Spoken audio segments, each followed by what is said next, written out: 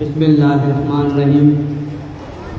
तू के खामोश कंदे ऐलान हज़ारे मान रुगो। हिते कई आयल तमाम पवर बरादरी के दोस्तन के मां भलीकार चवां थो। तंहिंखां अलावा जो कि रईस काज़ी समेत जेके भी दोस्त अॼु असां सां हिन महल में गॾु बीठा आहिनि उन्हनि सभिनि जो मां दिलि जी गहराई खां शुक्रगुज़ार आहियां।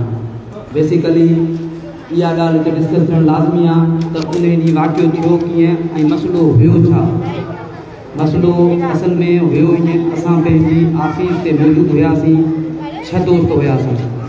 उहे 6 दोस्त असीं पाण में वेठा हुआसीं।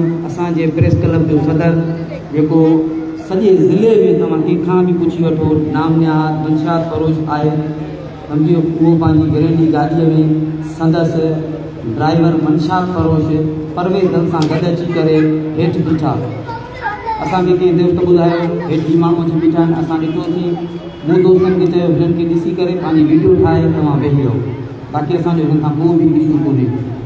असीं वेही रहियासीं। कुझु ई देरि खां पोइ मोटरसाइकिलुनि जा वॾा आवाज़ थिया, ज़ूम ज़ूम ज़ूम ज़ूम। वरी असां ऑफिस खां निकिरी ॿाहिरि ॾिसजे त मसइलो आहे छा।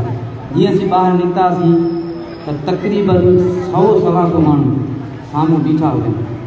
मूंखे त ख़बर ई न आहे। पोइ वरी बि मूं दोस्त खे चयो इन जी वीडियो ठाहे वठो मामले जी, बाक़ी सभु मामला बाद में ॾिसंदासीं, कोई इशू कोन्हे। ही मंशात फरोश असांखे कॾहिं ख़ामोश कराए कोन सघंदा। असां वीडियो ठाहीसीं। जीअं ई वीडियो ठाहिण जी शुरूआत कई असांजे वकार हिस्पानी त धणी बख़्श बारी जो पंहिंजो पिस्टल कढी फायर कयो। संदसि ॿियो भाउ असलम बारी जो जेको पुलिस अहलकार आहे, उहो पिणु मुलविस आहे मंशात जे कुदे कारोबार में, उन बि फायर कया। पोइ हिन सां गॾु जेके बि हिननि जा हिमायती हुआ उन्हनि असांखे पथराव कयो, सिधी फायरिंग कई। असां पंहिंजी जान बचाए अंदरि वञी ऑफिसुनि में दरवाज़ा बंदि करे वेही रहियासीं। उते थियो ईअं जो हीअ दोस्त हलिया विया, मां थोरो रहिजी वियुसि वॉशरूम वारी साइड ते। हितां निकिरी जीअं मां वॉशरूम में वियुसि त मूंखे का गरम शइ हितां खां क्रास थी।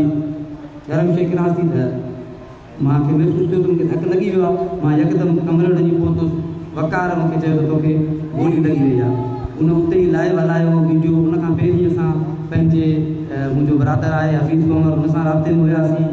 बाबा साईं सां राब्तो कयोसीं। उहे बि रस्ते में हुआ। उहे जीअं पहुता त उन्हनि ते बि हिननि जे माण्हू पथराव कयो। इहा ॻाल्हि हिते पहुती।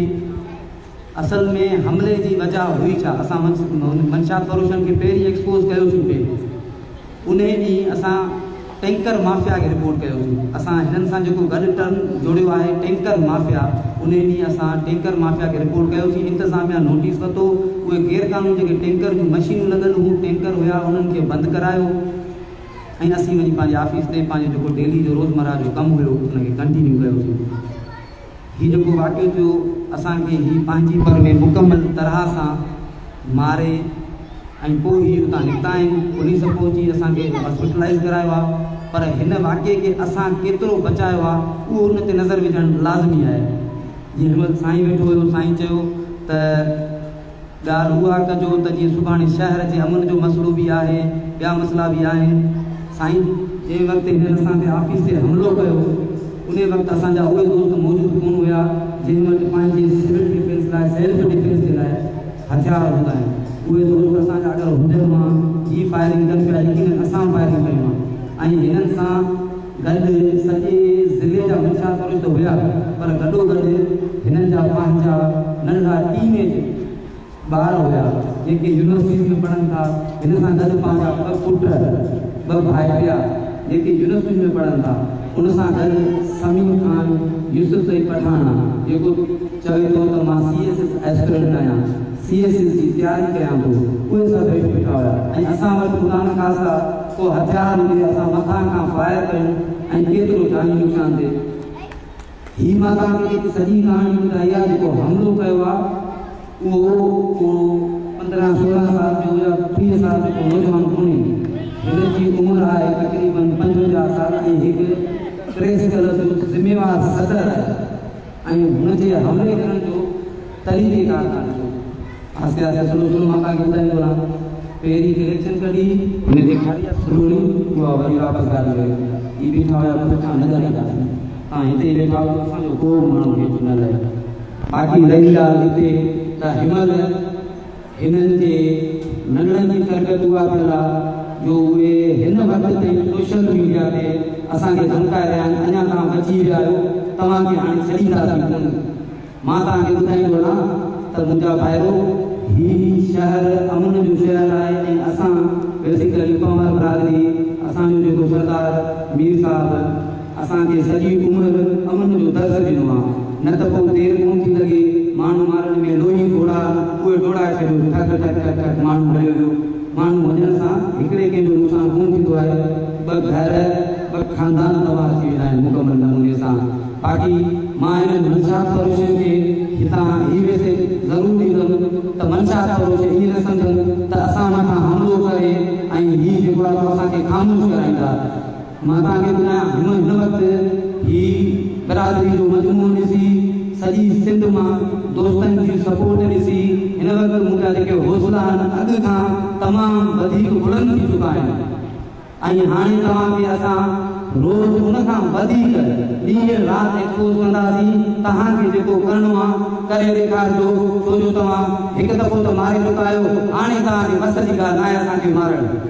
वॾी महिरबानी, वधीक वॾा वेठा आहिनि जेको फ़ैसिलो कंदा। असां इहा ॻाल्हि इन जे करे हिते वॾनि जे विच में रखी आहे छो जो हुननि जे नौजवाननि ऐं असांजे नौजवाननि में फ़र्क़ु इहो आहे त असांजी तरबियत थियल आहे, हुननि पंहिंजे नौजवाननि जी तरबियत इहा कई आहे त पाण सां गॾु वठी अची झेड़ा कराईंदा आहिनि। पोइ झेड़नि जो जेकॾहिं तव्हांखे शौक़ु आहे त ख़ुदा जो कसम किथे बि तव्हां हलिया अचो, अकेला ॿुधायो झेड़ो आहे, हमला न कयो, झेड़ो कयो।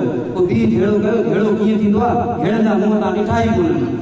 जेकॾहिं तव्हां झेड़नि जा मुंहं ॾिठा हुजनि त पोइ तव्हां अॼु हिते इहो हमलो ईअं न कयो आहे। वरी वॾनि जी जेकी सलाह हूंदी उन खां बाद ॻाल्हाईंदासीं। वरी महिरबानी।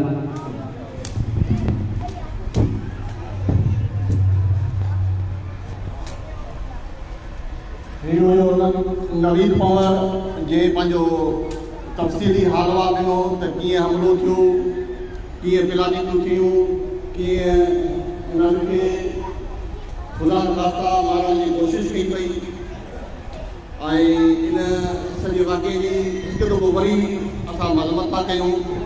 हिते